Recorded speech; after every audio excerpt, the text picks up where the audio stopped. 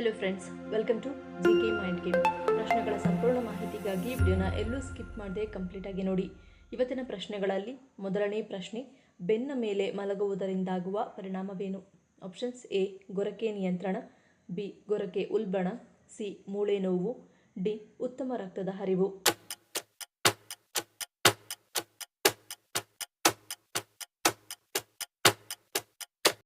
ಸರಿಯಾದ ಉತ್ತರ option B ಗೊರಕೆ ಉಲ್ಬಣ. ಈ ಭಂಗಿಯು ಗೊರಕೆ ಮತ್ತು ಪ್ರತಿರೋಧಕ ಸ್ಲೀಪ್ ಆಪ್ನಿಯಾವನ್ನು ಉಲ್ಬಣಗೊಳಿಸಬಹುದು, ಏಕೆಂದರೆ ನಾಲಿಗೆ ಮತ್ತು ಮೃದು ಅಂಗಾಂಶಗಳು ಹಿಂದಕ್ಕೆ ಕುಸಿದು ವಾಯುಮಾರ್ಗವನ್ನು ತಡೆಯಬಹುದು. ಬೆನ್ನಿನ ಮೇಲೆ ಮಲಗುವುದರಿಂದ ಆಮ್ಲ ಹಿಮ್ಮುಖ ಹರಿವಿನ ಸಾಧ್ಯತೆ ಹೆಚ್ಚಾಗುತ್ತದೆ, ಏಕೆಂದರೆ ಈ ಭಂಗಿಯು ಹೊಟ್ಟೆಯ ಆಮ್ಲವು ಅನ್ನನಾಳಕ್ಕೆ ಮತ್ತೆ ಹರಿಯಲು ಅನುವು ಮಾಡಿಕೊಡುತ್ತದೆ. ಮುಖ್ಯವಾಗಿ ಗರ್ಭಿಣಿಯರು ಗರ್ಭಧಾರಣೆಯ ನಂತರದ ಹಂತಗಳಲ್ಲಿ ಈ ಭಂಗಿಯನ್ನು ತಪ್ಪಿಸಲು ಸಲಹೆ ನೀಡಲಾಗುತ್ತದೆ, ಏಕೆಂದರೆ ಇದು ಭ್ರೂಣಕ್ಕೆ ರಕ್ತದ ಹರಿವಿನ ಮೇಲೆ ಪರಿಣಾಮ ಬೀರುತ್ತದೆ. ಎರಡನೇ ಪ್ರಶ್ನೆ, ಅನಿಯಮಿತವಾದ ಪೀರಿಯಡ್ಸ್ಗಳನ್ನು ನಿಯಂತ್ರಿಸುವ ಗುಣ ಯಾವುದಕ್ಕಿದೆ? ಆಪ್ಷನ್ಸ್: ಎ ಬೆಲ್ಲ, ಬಿ ಕಾಫಿ, ಸಿ ಮೊಟ್ಟೆ, ಡಿ ನುಗ್ಗೆ ಸೊಪ್ಪು.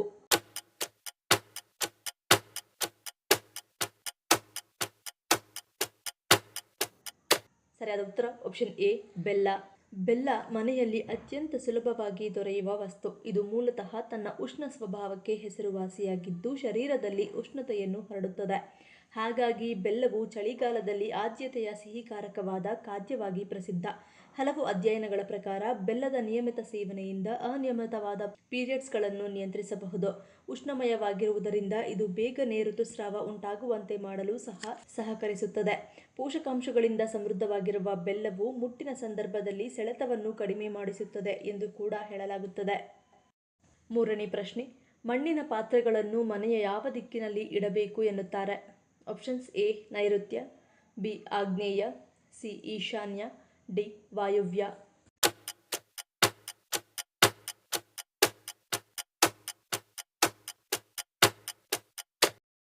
ಸರಿಯಾದ ಉತ್ತರ ಆಪ್ಷನ್ ಸಿ ಈಶಾನ್ಯ. ವಾಸ್ತುಶಾಸ್ತ್ರದ ಪ್ರಕಾರ ಮನೆಯ ಈಶಾನ್ಯ ದಿಕ್ಕಿನಲ್ಲಿ ಮಣ್ಣಿನ ಮಡಕೆಯನ್ನು ಇಡುವುದು ಯಾವಾಗಲೂ ಮಂಗಳಕರ. ಇದರಿಂದಾಗಿ ಮನೆಯ ವಾತಾವರಣವು ಸಕಾರಾತ್ಮಕವಾಗಿರುತ್ತದೆ. ಮಣ್ಣಿನ ಮಡಕೆಯ ಹೊರತಾಗಿ ಮನೆಯ ಚಾವಣಿಯ ಮೇಲೂ ಹಕ್ಕಿಗಳಿಗೆ ಮಣ್ಣಿನ ಮಡಕೆಯಲ್ಲಿ ಆಹಾರವನ್ನು ಇಡಬಹುದು. ಇದು ಹಣಕ್ಕೆ ಸಂಬಂಧಿಸಿದ ಸಮಸ್ಯೆಗಳನ್ನು ಕೊನೆಗೊಳಿಸುತ್ತದೆ ಮತ್ತು ಆರ್ಥಿಕ ಸ್ಥಿತಿಯನ್ನು ಬಲಪಡಿಸುತ್ತದೆ. ಪಕ್ಷಿಗಳಿಗೆ ಮಣ್ಣಿನ ಮಡಕೆಯಲ್ಲಿ ನೀರು ಇಡುವುದರಿಂದ ದೇವತೆಗಳು ಮನೆಯಲ್ಲಿ ನೆಲೆಸುತ್ತಾರೆ ಎಂಬ ನಂಬಿಕೆ ಇದೆ. ನಾಲ್ಕನೇ ಪ್ರಶ್ನೆ, ರಕ್ತಹೀನತೆಯ ಸಮಸ್ಯೆ ಇದ್ದವರಿಗೆ ಯಾವ ಹಣ್ಣು ಒಳ್ಳೆಯದು? ಆಪ್ಷನ್ಸ್: ಎ ಪಪ್ಪಾಯಿ, ಬಿ ಪೇರಳೆ, ಸಿ ದಾಳಿಂಬೆ, ಡಿ ಬಾಳೆಹಣ್ಣು.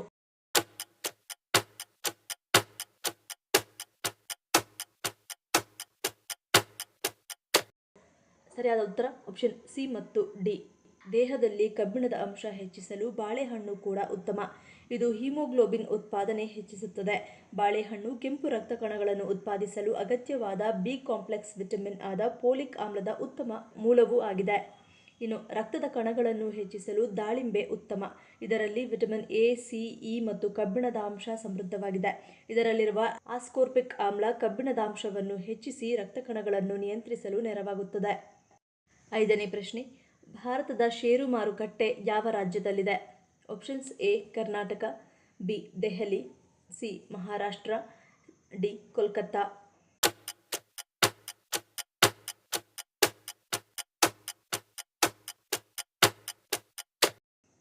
ಸರಿಯಾದ ಉತ್ತರ ಆಪ್ಷನ್ ಸಿ ಮಹಾರಾಷ್ಟ್ರ. ಭಾರತದ ಷೇರು ಮಾರುಕಟ್ಟೆಯ ಮುಖ್ಯ ಕೇಂದ್ರಗಳಾದ ಮುಂಬೈ ಷೇರು ವಿನಿಮಯ ಕೇಂದ್ರ ಮತ್ತು ರಾಷ್ಟ್ರೀಯ ಷೇರು ವಿನಿಮಯ ಕೇಂದ್ರ ಮಹಾರಾಷ್ಟ್ರ ರಾಜ್ಯದ ಮುಂಬೈಯಲ್ಲಿವೆ. ಬಾಂಬೆ ಸ್ಟಾಕ್ ಎಕ್ಸ್ಚೇಂಜ್ ಇದು ಭಾರತದ ಅತ್ಯಂತ ಹಳೆಯ ಷೇರು ವಿನಿಮಯ ಕೇಂದ್ರವಾಗಿದೆ ಮತ್ತು ಇದರ ಪ್ರಧಾನ ಕಚೇರಿ ಮುಂಬೈಯಲ್ಲಿದೆ. ಮತ್ತು ರಾಷ್ಟ್ರೀಯ ಷೇರು ವಿನಿಮಯ ಕೇಂದ್ರ ಇದು ಕೂಡ ಮುಂಬೈಯಲ್ಲಿ ಸ್ಥಾಪಿತವಾಗಿದೆ. ಇದು ಭಾರತದ ಪ್ರಮುಖ ಷೇರು ವಿನಿಮಯ ಕೇಂದ್ರಗಳಲ್ಲಿ ಒಂದಾಗಿದೆ. ಮಾರುಕಟ್ಟೆ ಬಂಡವಾಳೀಕರಣದಲ್ಲಿ ಇದು ವಿಶ್ವದಲ್ಲೇ 10ನೇ ಅತ್ಯಂತ ದೊಡ್ಡ ಷೇರು ವಿನಿಮಯ ಕೇಂದ್ರವಾಗಿದೆ ಹಾಗೂ ಸಾಮಾನ್ಯ ಷೇರುಗಳು ಹಾಗೂ ಮೂಲ ವ್ಯಾಪಾರ ಎರಡಕ್ಕೂ ಪ್ರತಿನಿತ್ಯದ ವಹಿವಾಟಿನ ಮೊತ್ತ ಹಾಗೂ ವ್ಯವಹಾರಗಳ ಸಂಖ್ಯೆಯಿಂದ ಭಾರತದ ಅತ್ಯಂತ ದೊಡ್ಡ ಕೇಂದ್ರವೆನಿಸಿದೆ. ಇತರ ಹಲವಾರು ವಿನಿಮಯ ಕೇಂದ್ರಗಳು ಅಸ್ತಿತ್ವದಲ್ಲಿದ್ದರೂ NSE ಹಾಗೂ ಬಾಂಬೆ ಸ್ಟಾಕ್ ಎಕ್ಸ್ಚೇಂಜ್ ಭಾರತದ ಅತ್ಯಂತ ಪ್ರಮುಖ ಷೇರು ವಿನಿಮಯ ಕೇಂದ್ರಗಳಾಗಿವೆ. ಜೊತೆಗೆ ಇವುಗಳ ನಡುವೆ ದೊಡ್ಡ ಪ್ರಮಾಣದಲ್ಲಿ ಷೇರು ವಹಿವಾಟು ನಡೆಯುತ್ತವೆ. ಆರನೇ ಪ್ರಶ್ನೆ, ಆರ್ಥ್ರೈಟಿಸ್ ಸಮಸ್ಯೆ ಇದ್ದವರು ಯಾವ ಆಹಾರಗಳಿಂದ ದೂರ ಉಳಿಯುವುದು ಒಳ್ಳೆಯದು? ಆಪ್ಷನ್ಸ್ ಎ ಸಿಹಿ ಆಹಾರ, ಬಿ ಸಂಸ್ಕರಿಸಿದ ಆಹಾರ, ಸಿ ಕರಿದ ಆಹಾರ, ಡಿ ಮೇಲಿನ ಎಲ್ಲವೂ.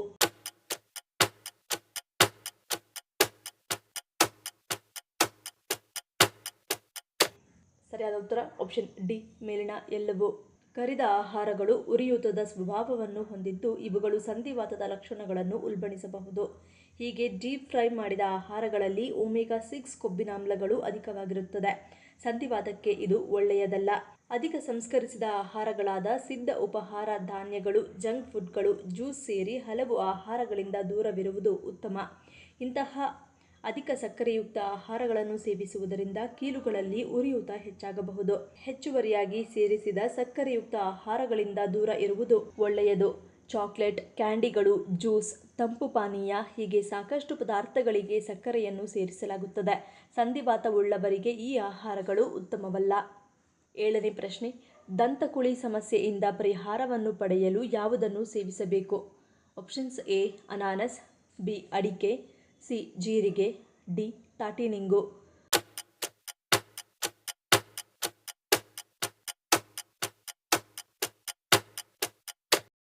ಸರಿಯಾದ ಉತ್ತರ ಆಪ್ಷನ್ ಬಿ ಅಡಿಕೆ. ಅಡಿಕೆಯಲ್ಲಿ ಬ್ಯಾಕ್ಟೀರಿಯಾ ವಿರೋಧಿ ಗುಣಗಳಿದ್ದು ಇದು ದಂತಕುಳಿ ಸಮಸ್ಯೆ ನಿವಾರಣೆ ಮಾಡಲು ತುಂಬ ಪರಿಣಾಮಕಾರಿ. ಹಾಗಾಗಿ ದಿನಕ್ಕೆ ಒಮ್ಮೆಯಾದರೂ ಎಲೆ ಅಡಿಕೆ ಹಾಕುವ ಅಭ್ಯಾಸ ಮಾಡಿಕೊಳ್ಳಿ. ಅಷ್ಟೇ ಅಲ್ಲದೆ ಅಡಿಕೆ ಜಗಿಯುವ ಪರಿಣಾಮವಾಗಿ ಅಲ್ಲಿ ಜೊಲ್ಲು ಹೆಚ್ಚು ಉತ್ಪತ್ತಿಯಾಗುವುದು. ಇದರಿಂದ ಮಧುಮೇಹ ಹಾಗೂ ಇತರ ಸಮಸ್ಯೆಗಳಿಂದ ಬಾಯಿ ಒಣಗುವುದು ತಪ್ಪುವುದು. ಹೊಟ್ಟೆ ಸಂಬಂಧಿತ ಸಮಸ್ಯೆ ನಿವಾರಣೆಗೆ ಎಲೆ ಅಡಿಕೆ ಸೇವನೆ ತುಂಬಾ ಪ್ರಯೋಜನಕಾರಿ. ವೀಳ್ಯದೆಲೆ ಜೊತೆಗೆ ಅಡಿಕೆ ಸೇವನೆಯಿಂದ ಕರುಳು ಸಂಬಂಧಿತ ರೋಗಗಳನ್ನು ತಡೆಗಟ್ಟಬಹುದು. 8ನೇ ಪ್ರಶ್ನೆ, ಬಿಳಿ ಈರುಳ್ಳಿಯನ್ನು ತಿನ್ನುವುದರಿಂದ ಯಾವ ಆರೋಗ್ಯ ಸಮಸ್ಯೆಗಳು ಬರುವುದಿಲ್ಲ? ಆಪ್ಷನ್ಸ್ ಎ ನಿದ್ರಾಹೀನತೆ, ಬಿ ಹೃದ್ರೋಗ, ಸಿ ಅಜೀರ್ಣ, ಡಿ ಮೇಲಿನ ಎಲ್ಲವೂ.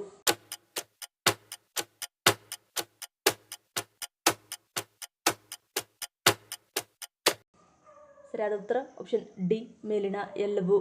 ಬಿಳಿ ಈರುಳ್ಳಿ ತಿನ್ನುವುದರಿಂದ ಮುಖ್ಯವಾಗಿ ಜೀರ್ಣಾಂಗದ ಆರೋಗ್ಯ ಸುಧಾರಿಸುತ್ತದೆ, ರಕ್ತದಲ್ಲಿನ ಸಕ್ಕರೆಯ ಮಟ್ಟವನ್ನು ನಿಯಂತ್ರಿಸಲು ಸಹಾಯ ಮಾಡುತ್ತದೆ ಮತ್ತು ಉತ್ಕರ್ಷಣ ನಿರೋಧಕಗಳು ದೊರೆಯುತ್ತವೆ. ಈರುಳ್ಳಿ ಫೈಬರ್ ಅನ್ನು ಹೊಂದಿದ್ದು ಕರುಳಿನ ಆರೋಗ್ಯವನ್ನು ಉತ್ತೇಜಿಸುತ್ತದೆ. ಬಿಳಿ ಈರುಳ್ಳಿಯನ್ನು ನಿತ್ಯ ಸೇವಿಸುವುದರಿಂದ ಹೃದಯಕ್ಕೆ ಒಳ್ಳೆಯದು. ಇದು ಹೃದಯಕ್ಕೆ ಸಂಬಂಧಿಸಿದ ಕಾಯಿಲೆಗಳನ್ನು ದೂರವಿಡುತ್ತದೆ. ಬಿಳಿ ಈರುಳ್ಳಿ ಎಲ್-ಟ್ರಿಪ್ಟೋಫಾನ್ ಅನ್ನು ಹೊಂದಿರುತ್ತದೆ. ಇದು ನಿಮ್ಮನ್ನು ಒತ್ತಡದಿಂದ ಮುಕ್ತಗೊಳಿಸುತ್ತದೆ. ನಮ್ಮ ನಿದ್ರೆಯ ಗುಣಮಟ್ಟವನ್ನು ಸಹ ಸುಧಾರಿಸುತ್ತದೆ. ನಿದ್ರಾಹೀನತೆಯಿಂದ ಬಳಲುತ್ತಿರುವವರು ಬಿಳಿ ಈರುಳ್ಳಿಯನ್ನು ಸೇವಿಸುವುದರಿಂದ ಪ್ರಯೋಜನವನ್ನು ಪಡೆಯಬಹುದು. ಬಿಳಿ ಈರುಳ್ಳಿ ರೋಗನಿರೋಧಕ ಶಕ್ತಿಯನ್ನು ಹೆಚ್ಚಿಸಲು ಸಹ ಒಳ್ಳೆಯದು. ಇದು ಉರಿಯೂತದ ಬ್ಯಾಕ್ಟೀರಿಯಾ ವಿರೋಧಿ ಮತ್ತು ಆಂಟಿವೈರಲ್ ಗುಣಗಳಿಂದ ಸಮೃದ್ಧವಾಗಿದೆ. ಇದು ನಿಮ್ಮ ರೋಗನಿರೋಧಕ ಶಕ್ತಿಯನ್ನು ಹೆಚ್ಚಿಸುತ್ತದೆ ಮತ್ತು ನಿಮ್ಮ ದೇಹವು ಅನೇಕ ರೋಗಗಳ ವಿರುದ್ಧ ಹೋರಾಡಲು ಸಹಾಯ ಮಾಡುತ್ತದೆ. ಬಿಳಿ ಈರುಳ್ಳಿಯು ಅನೇಕ ರೀತಿಯ ಕೂಲಿಂಗ್ ಏಜೆಂಟ್ಗಳನ್ನು ಹೊಂದಿದ್ದು ಇವು ನಮ್ಮ ದೇಹವನ್ನು ತಂಪಾಗಿಡಲು ಸಹಾಯ ಮಾಡುತ್ತವೆ. ಇದರೊಂದಿಗೆ ತ್ವಚೆಯನ್ನು ಆರೋಗ್ಯವಾಗಿಡುತ್ತವೆ. 9ನೇ ಪ್ರಶ್ನೆ, ಅತಿ ಹೆಚ್ಚು ಕಾಫಿ ಉತ್ಪಾದಿಸುವ ದೇಶ ಯಾವುದು? Options A Bharat, B China, C Brazil, D Sri Lanka.